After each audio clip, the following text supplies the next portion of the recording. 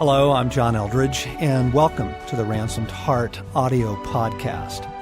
For more information on Ransomed Heart Ministries, our resources and events, please visit us online at www.ransomedheart.com. Hello, this is Craig McConnell, and this is the Ransomed Heart podcast. Thank you for joining us today. What I'm doing here is I'm opening a new resource that is now available at Ransomed Heart.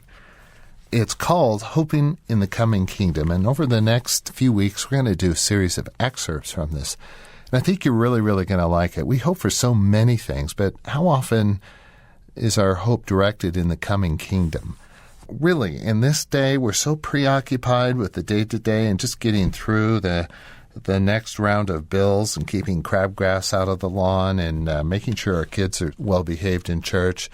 I mean, looking beyond that into the coming kingdom, what difference does that make? Any? It actually changes everything. And I think in this series, as you hear John speak, you're going to be challenged, encouraged, and your orientation to day-to-day living affected. So enjoy this first excerpt of Hoping in the Coming Kingdom with John Eldredge.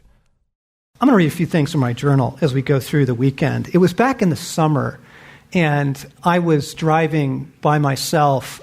We have a little piece of property about 4 hours from here that's our getaway place, and it's in the sagebrush and in the aspens, and it's really pretty. That's a little cabin there, and I was driving there by myself, and I was listening to the Chronicles of Narnia on audiobook. I was listening to the last one, which is The Last Battle, okay? The last battle begins with the lines, "In the last days of Narnia." And I hit the stop button, and I couldn't take it. I couldn't take it. And so here my journal goes. Those words from the last battle, "In the last days of Narnia," stopped me, named something very core. This feeling that it's the end of so many things. But to back up, the clarity I had driving out here was this. My heart's desire, my makeup, my thirst is to bring the kingdom, to rescue people, to defeat evil, to restore men and women, to raise an army, to see freedom and life restored. All this is simply bringing the kingdom. I've always had a hard time explaining to people what Ransomed Heart is about. People ask me, so what's this Ransomed Heart thing? You're kind of like a men's ministry? Can I guys do the Wild at Heart thing? And it's like, well, yeah, we do. I mean, but it's more. And I struggle with, how do I describe what we do? Is it about restoring people? Is it about the sacred romance? Is it a gospel? Is it a message? These things are all deeply true, but a part of something more essential, grander, some greater theme, some deeper essence.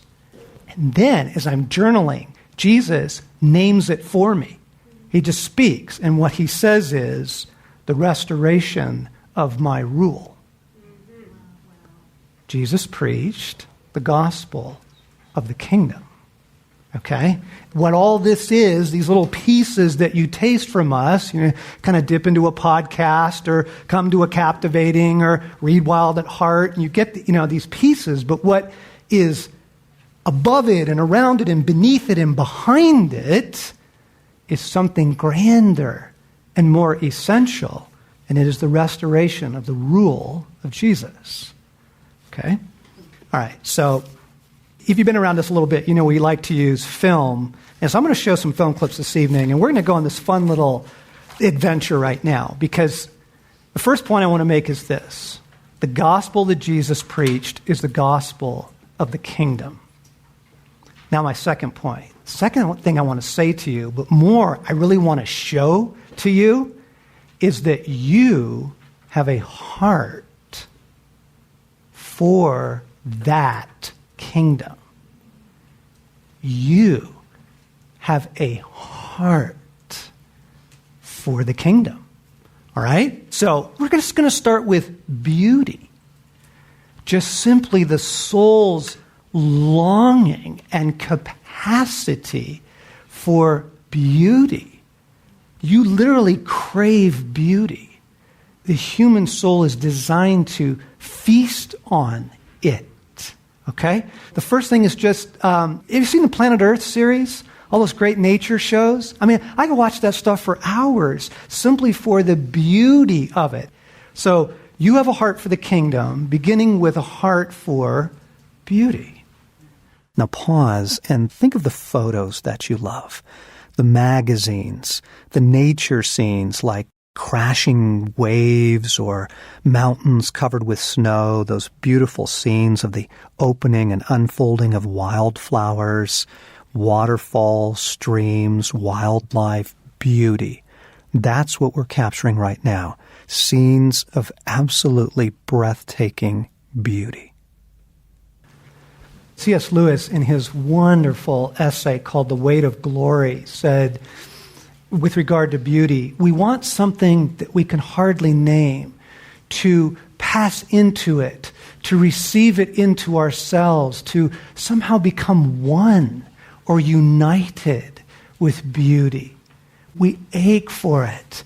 I love Nathaniel Hawthorne when he said, our Creator would never have made such lovely days and given us the deep hearts to enjoy them above and beyond all thought, unless we were meant to be immortal.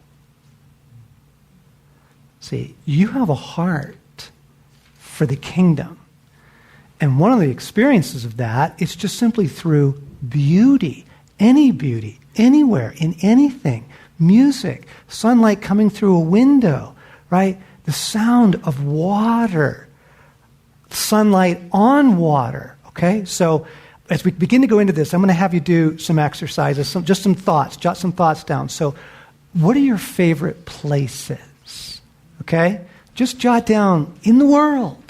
Like, what are your favorite places? As I mentioned in the introduction, these exercises are so good for the heart. So pause.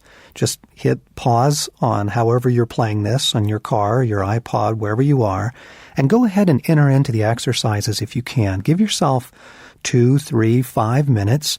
Journal, if possible. Write down your thoughts. Enter in to the exercises, and then when you're done reflecting, just hit play and you'll pick right up with the session. I'd love to hear a few while you're still jotting down. What are your favorite places? At this point, the audience began to share things like Hawaii or Oxbow Bend in the Tetons, my best friend's house, the woods, the first snowfall, home. I almost got wrecked in this exercise. I did not expect this to show up in my heart, but my grandfather's ranch. But turning in the driveway as you come into the ranch as a boy, and the sound of the gravel on the tires, and then the sound of the screen door on the back porch banging, right? The smell of the grass, the sound of the cattle. Oh, I'd give a king's ransom to be there again. You see, your favorite places are telling you about the kingdom. You didn't know that? Your favorite places are telling you about the kingdom. You have a heart that is literally designed for the kingdom. And all of the things that you love are telling you about that kingdom. That's why you love them. I hope you enjoyed this excerpt. Oops, there was hope. We need it. It's everywhere. Grab it. In fact, if you want to grab this 5-part series, it's available either as a download or as a CD exclusively at ransomheart.com. And join us at our website. We've got a ton of resources. And Hoping in the Coming Kingdom is one of them. And we'll continue this series next week. Thank you for joining us.